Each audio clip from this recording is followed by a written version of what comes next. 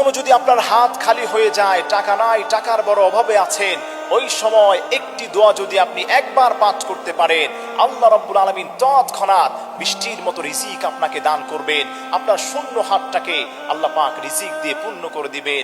সেই ছোট্ট দোয়াটি হলো পবিত্র কোরআনুল কারীমের সূরাত বাকারা এর 201 নম্বর আয়াত। সেই আয়াতটি হলো রব্বানা আতিনা ফিদ দুনিয়া হাসানা ওয়া ফিল আখিরাতি হাসানা।